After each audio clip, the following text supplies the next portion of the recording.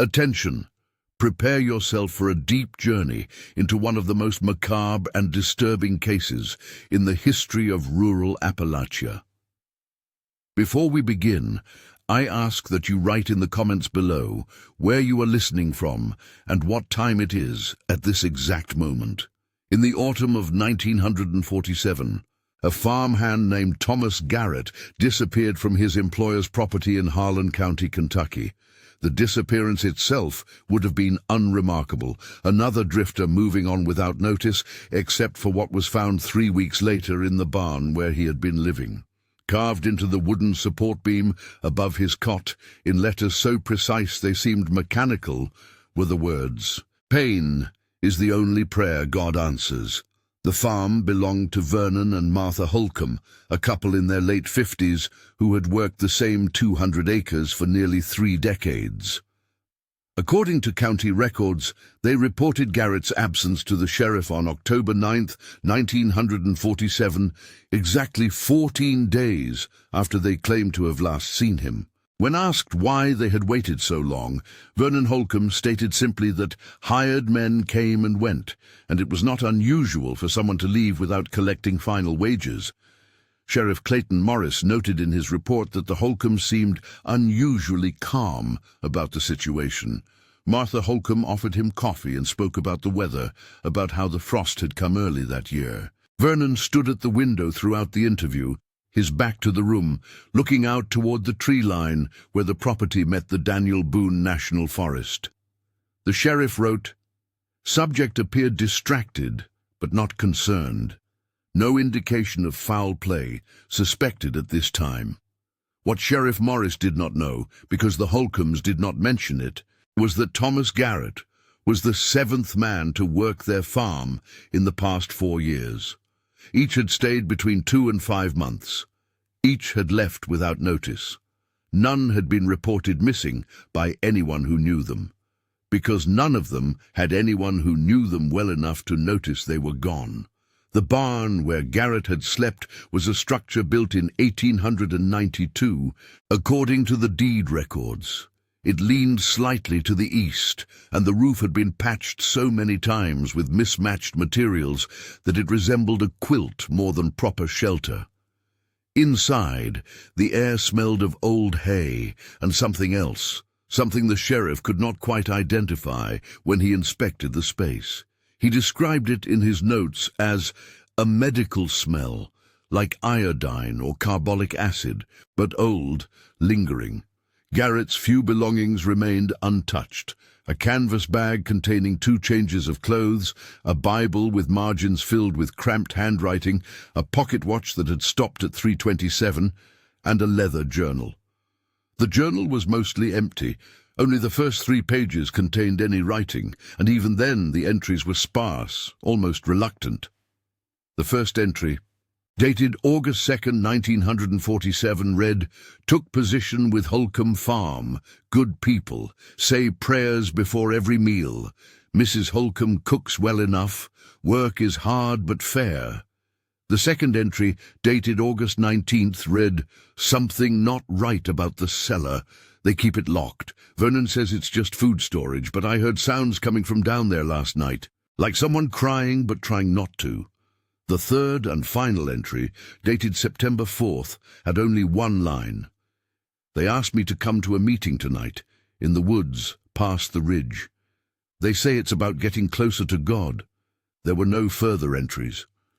The remaining pages were blank, untouched, as if Garrett had intended to write more but never found the opportunity, or perhaps lost the will. Sheriff Morris took the journal into evidence, but his investigation stalled almost immediately. There were no witnesses to Garrett's departure, no signs of struggle, no body, no blood. The carved message in the barn beam was disturbing, certainly, but not illegal. People carved all sorts of things into wood. Religious fervor was common in that part of Kentucky. The case was filed as a voluntary departure, and within 6 weeks it was functionally closed. But Thomas Garrett's journal eventually made its way into the hands of a young deputy named Robert Finch, who had a habit of reviewing old files during the slow winter months. Finch noticed something that Sheriff Morris had either missed or dismissed. On the inside back cover of the journal, written in pencil so light it was almost invisible, were 6 names. No context, no explanation, just names written in a list. Samuel Dwyer, Martin Cross, Joseph Leland, Curtis Webb, Henry Ashford, Daniel Pryor. Finch spent the early months of 1948 trying to trace those names through county records, church registries, census documents. What he found was a pattern. Each man had worked for the Holcombs at some point between 1943 and 1947. Each had been documented as leaving without notice. And each, according to fragmentary records Finch pieced together from boarding houses and labor offices, had been drifters, men without families, men nobody would miss. On March 3rd, 1948, Deputy Finch drove out to the Holcomb farm unannounced. It was a cold morning, and fog hung low over the fields. He found Vernon Holcomb in the barn, repairing a section of fence. Martha was in the house, kneading bread dough at the kitchen table. Both greeted him politely, with the kind of calm hospitality that people in rural areas often showed to law enforcement, neither friendly nor hostile, just neutral.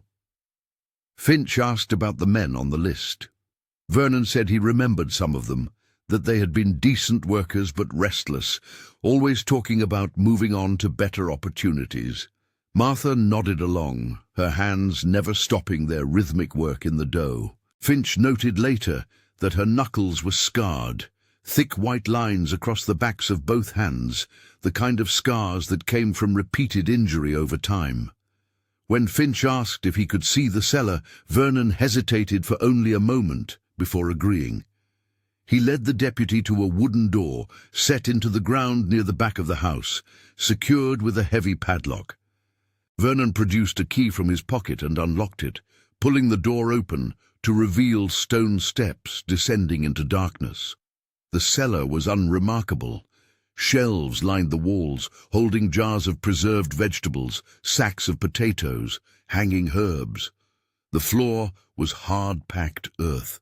The air was cool and damp, with that same faint medical smell that had lingered in the barn. Finch looked around carefully, but there was nothing to see, no signs of disturbance, no hidden rooms, no indication that anything irregular had ever occurred there. Vernon watched him with an expression that Finch later described as patient, almost expectant, as if he were waiting for the deputy to understand something that should have been obvious. When Finch finished his inspection and climbed back up the stairs, Vernon locked the door again and returned the key to his pocket without a word. Finch left the farm with nothing concrete, just a feeling, a sense that something was fundamentally wrong with the Holcombs and their property, but feelings were not evidence. He filed a report documenting the visit, noted the names from Garrett's journal, and recommended that the case remain open. Sheriff Morris disagreed.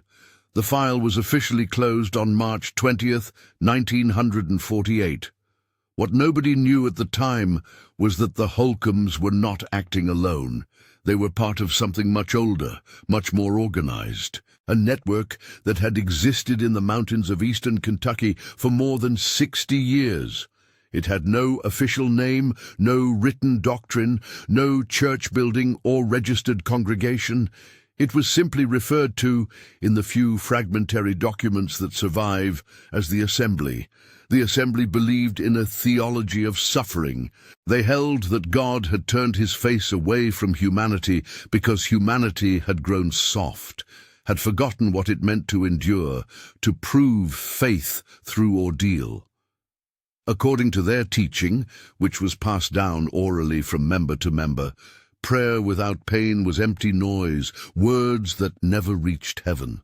Only through deliberate, sustained suffering could a person open a channel to the divine, could they prove themselves worthy of God's attention. This belief system had its roots in the early 1800s, when a traveling preacher named Silas Kern settled in Harlan County after being expelled from several churches in Virginia for what his contemporaries described as extreme and dangerous interpretations of Scripture. Kern had been a talented speaker, charismatic and persuasive, and he quickly gathered a small following among the isolated farming families in the mountains. Kern taught that the comfortable Christianity practiced in towns and cities was a perversion of the true faith. He pointed to biblical passages about martyrdom, about suffering as proof of devotion, about the narrow path and the cost of discipleship.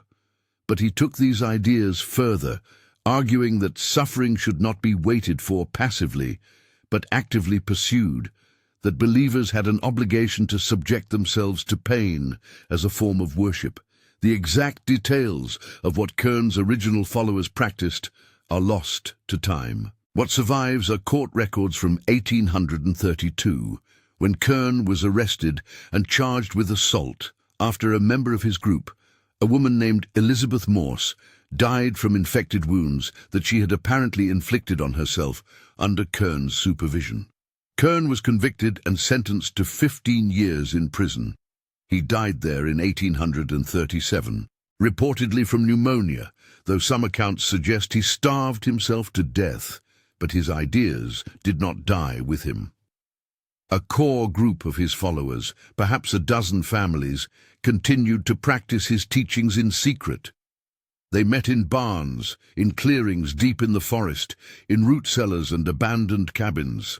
They married within the group, had children who were raised in the same beliefs, and slowly, over generations, they developed a highly insular community that existed parallel to, but separate from, the wider world around them.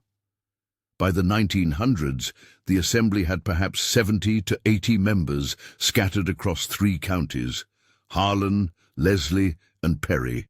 They maintained the appearance of normal lives. They worked regular jobs, attended mainstream churches on Sundays, paid their taxes, raised their children. But several times a year, on dates that corresponded to certain biblical events, they would gather in secret for what they called sessions of witness. These sessions involved deliberate self-harm, carefully controlled and methodical, carried out in a ritualized setting.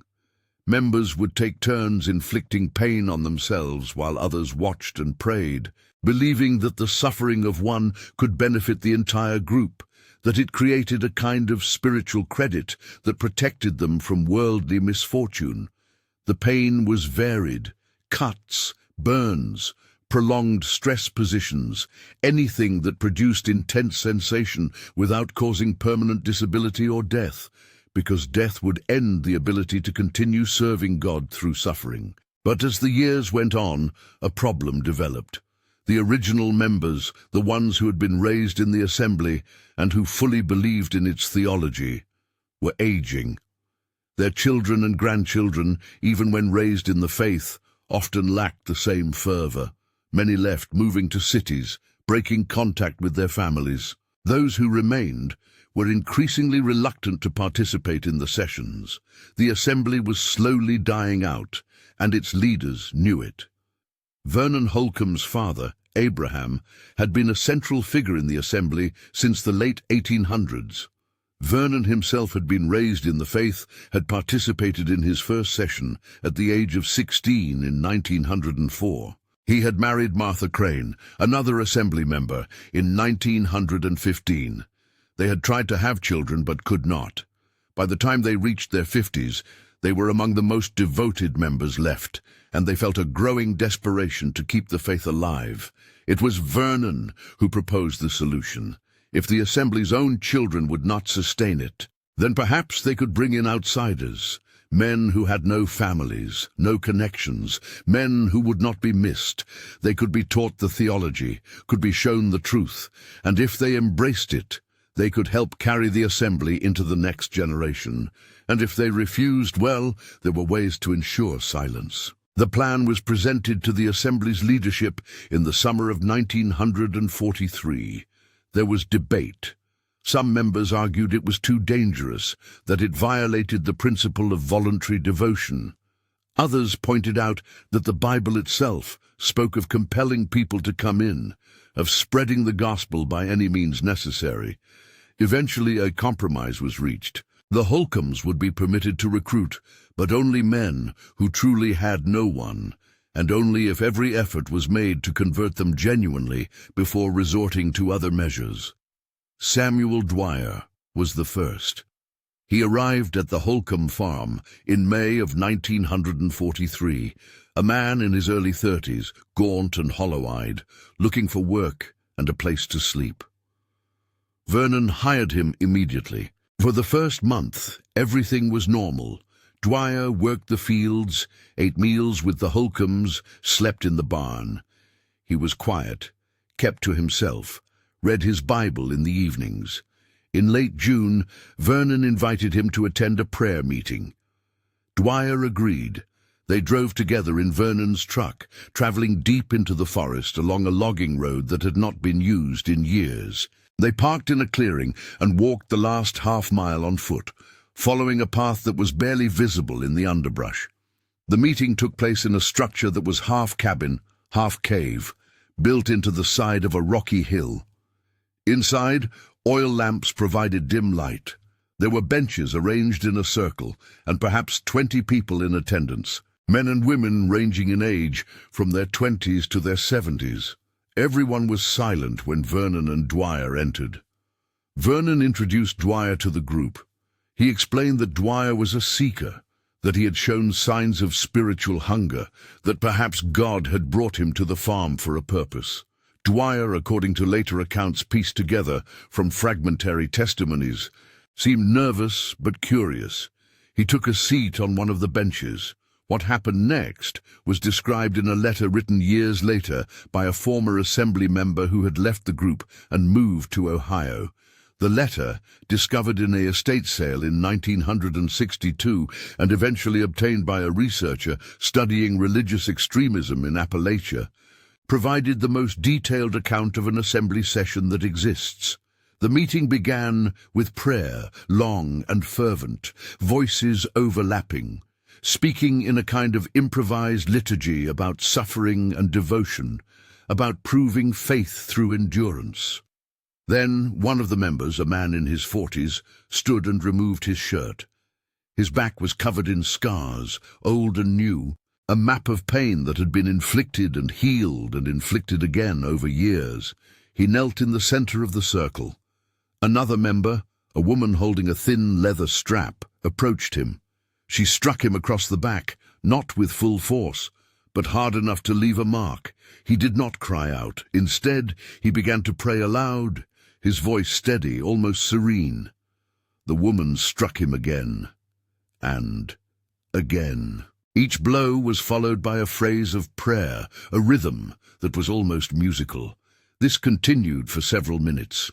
When it ended, the man stood, put his shirt back on, and returned to his seat. He was smiling.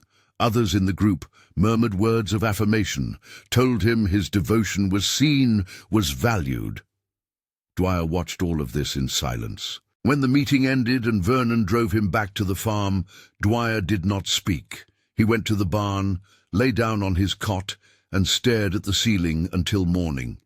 For the next 2 weeks, Dwyer continued working, but he was different. He stopped reading his Bible. He ate less. He avoided eye contact with the Holcombs. Vernon could see that the man was struggling, trying to process what he had witnessed, trying to decide whether it was divine or demonic. On the night of July 17th, 1943, Vernon went to the barn to talk with Dwyer. He brought a lantern and sat down on a crate near the cot. He spoke gently, asked Dwyer what he was thinking, what he was feeling. Dwyer finally said that he did not understand, that what he had seen seemed wrong, that the Bible spoke of suffering, but not of seeking it out deliberately. Vernon nodded, said that he understood the confusion, that it took time to grasp the deeper truth. He explained that most people lived their entire lives in comfort, never tested, never proven, and that when they died, God would look at them and see nothing, no mark of devotion, no evidence of faith. But those who offered pain as prayer, who showed God they were willing to endure anything for his sake, they would be recognized. They would be saved. Dwyer listened. He asked questions. Vernon answered patiently, quoting scripture, weaving together verses in ways that made a kind of terrible sense if you did not think too carefully about context or interpretation. By the time Vernon left the barn, Dwyer had not agreed to join, but he had not refused either. He had simply said he needed more time to think. He was given 2 more days. On the evening of July 19th, Dwyer told Vernon that he could not accept the Assembly's teaching, that he believed it was a distortion of the gospel, and that he intended to leave the farm the next morning. Vernon thanked him for his honesty, shook his hand, wished him well. That night Samuel Dwyer disappeared. His belongings remained in the barn. His shoes were still lined up neatly beside the cot. But Dwyer himself was gone, and he was never seen again. When Deputy Finch, years later, tried to trace what had happened to the men on Thomas Garrett's list, he found that the pattern repeated with disturbing consistency. Each man had been hired, had attended at least one assembly meeting, had been given a choice, and had then vanished. The timing varied slightly. Some disappeared within weeks, others lasted months. But the outcome was always the same. There were no bodies, no crime scenes, no evidence of violence. The Holcombs were too careful for that. What exactly happened to the men who refused, how they were dealt with, where they ended up, remained a mystery that Deputy Finch could never solve. He suspected the forest, knew that the Daniel Boone National Forest covered hundreds of thousands of acres, that there were ravines and sinkholes and places where a body could lie undisturbed for decades. But suspicion was not proof. What Finch did manage to uncover, through painstaking research and interviews with people who lived on the edges of the Assembly's world, was the group's internal structure. There were leaders, a council of elders, 5 men and 3 women who made decisions about doctrine and practice. Vernon Holcomb was not part of this council, but he was respected, seen as a loyal soldier who did difficult work without complaint. The council met 4 times a year, at the equinoxes and solstices, dates they believed had spiritual significance. These meetings were highly secretive, held in rotating locations, and attended only by the council members themselves. It was at these meetings that decisions were made about who could be trusted, who needed to be silenced, and how the Assembly would adapt to the changing world. In the winter of 1948, shortly after Deputy Finch closed his investigation, the council held an emergency meeting. They had become aware that law enforcement was asking questions, that the pattern of disappearances had been noticed. They decided that the recruitment program needed to end, at least temporarily. Vernon and Martha were instructed to stop hiring drifters, to maintain a low profile, to do nothing that might draw further attention. For the next decade, the Assembly went quiet. They continued to hold their sessions, but only with existing members and with extreme caution.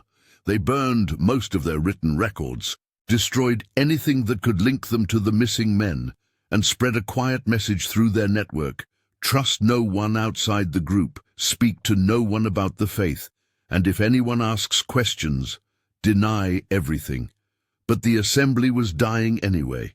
By 1958, membership had dwindled to fewer than 40 people. Most were elderly.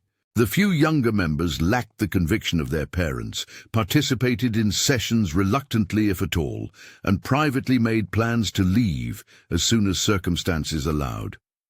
Vernon and Martha Holcomb, now in their late 60s, watched this decline with something close to despair. They had devoted their entire lives to the Assembly, had made sacrifices that most people could not imagine, and now it seemed that everything they had worked for would end with their generation. The faith would die, the truth would be forgotten, and all the suffering, all the witness would have been for nothing. In the autumn of 1962, Martha suffered a stroke.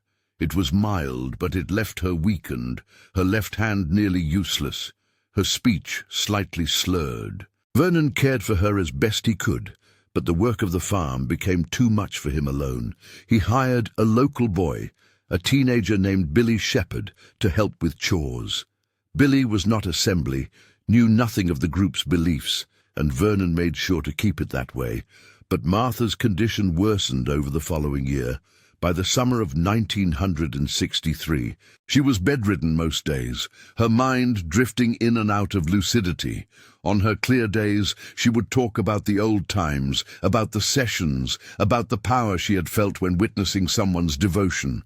She told Vernon that she wished she could participate one more time, could prove her faith one more time before she died. Vernon understood what she meant. The assembly had always taught that suffering was a gift, that pain brought clarity, brought closeness to God. But Martha was too frail now, her body too broken to endure what the sessions required. Vernon sat beside her bed and held her scarred hand, and told her that she had already proven everything, that God knew her devotion, that she could rest. Martha died on December 4th, 1963. The funeral was small, attended by a few neighbors and a handful of assembly members who were still alive. She was buried in the family plot on the Holcomb property under a simple stone that read, "Martha Holcomb, Faithful Servant, 1912 to 1963. After Martha's death, Vernon became increasingly reclusive. He stopped attending the few assembly meetings that still occurred, stopped responding to visits from other members. Billy Shepherd continued to work on the farm, but he rarely saw Vernon, who spent most of his time in the house, alone. In the spring of 1964, Billy noticed that Vernon had started spending long hours in the cellar. He would go down in the morning and not come back up until evening, and when he did emerge, he looked exhausted, his clothes stained, his hands shaking. Billy asked once what he was doing down there, and Vernon simply said he was organizing things, sorting through old belongings. Billy did not press the question. What Vernon was actually doing, according to documents found much later, was preparing. He had decided that if the assembly was going to die, if the faith was going to be forgotten, then he would make sure there was a record, something that would survive, something that future generations might find and understand. He began writing, filling notebook after notebook with the history of the assembly, its beliefs, its practices, the names of every member he could remember, the dates of every session, every witness. He also began constructing something in the cellar, a kind of shrine, a physical representation of the assembly's theology. He covered the walls with pages torn from Bibles, highlighting verses about suffering and endurance. He built a wooden structure in the center of the room, something between an altar and a rack, designed to hold a person in a position of stress and pain, and he carved words into the stone walls, deep and permanent. Pain is the only prayer God answers. Vernon worked on this project for months, through the summer and into the fall of 1964. Billy Shepherd, growing increasingly uneasy, mentioned to a neighbor that he thought Vernon might be losing his mind. The neighbor, an older man who had known the Holcombs for years, told Billy that Vernon had always been a bit strange, that it was best to just let him be, to collect his wages and not ask questions. On October 28, 1964, Billy arrived at the farm for his usual morning shift and found the front door of the house standing open. He called out for Vernon but got no response. He checked the barn, the fields, and finally, with growing dread, approached the cellar door. It was unlocked, the padlock hanging loose on its hasp. Billy descended the stone steps, holding a flashlight, and found Vernon hanging from one of the beams in the cellar, a rope around his neck, his body turning slowly in the still air. On the floor beneath him was one of the notebooks, open to the final page, where Vernon had written in large letters, "Let this place stand as witness. Let someone find it and understand. Let the truth not die." Billy ran from the cellar, drove into town, and reported what he had found. Sheriff Morris, now older and near retirement, came out to the farm with a deputy. They cut Vernon down, examined the scene, and concluded it was a suicide. The notebooks were collected as part of the investigation, but they were so dense, so filled with obscure references and religious language, that nobody knew what to make of them. They were filed away and eventually lost during a courthouse flood in 1967. The cellar shrine was dismantled. The carved words were left because removing them would have required chipping away the stone walls themselves, and nobody wanted to put in that kind of effort. The house and farm were sold at auction to a couple from Ohio who had no knowledge of the Holcombs or the Assembly. They lived there for 2 years before moving away, complaining that the house felt oppressive, that they never felt comfortable there. The property changed hands several more times over the next few decades, each owner staying only a short period before leaving, often citing vague feelings of unease, strange noises, a sense of being watched. None of them knew about the cellar's history. The door had been sealed shut by one of the early owners, covered over with new flooring, forgotten. But the assembly itself lingered a little longer. The few surviving members, now elderly and scattered, continued to meet occasionally, though the sessions had lost their intensity. They were going through motions, reciting prayers they no longer fully believed, enduring token pain that proved nothing. By the mid-1960s, the group had effectively ceased to exist as a functioning organization. The last documented assembly meeting took place on June 21st, 1968, the summer solstice. Only 7 people attended, gathering in a barn in Leslie County. They prayed, they sang hymns, and one of them, a woman in her 70s, inflicted a shallow cut on her forearm and spoke about how the pain clarified her thoughts. The others watched politely, but without the fervor that had once defined such moments. When the meeting ended, they all knew, though nobody said it aloud, that they would not gather again. The woman with the cut on her arm, whose name was Eleanor Kern, a direct descendant of Silas Kern himself, died 3 months later. With her death, the Assembly's living connection to its founder was severed. The remaining members drifted apart, lived out their final years in silence, and took their secrets to their graves.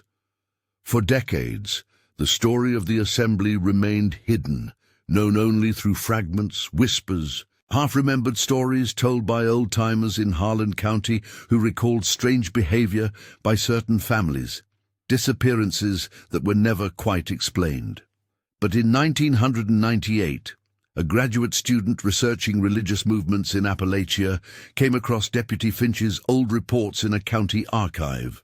Intrigued, she began digging deeper, tracking down court records, interviewing descendants of assembly members, piecing together the full picture.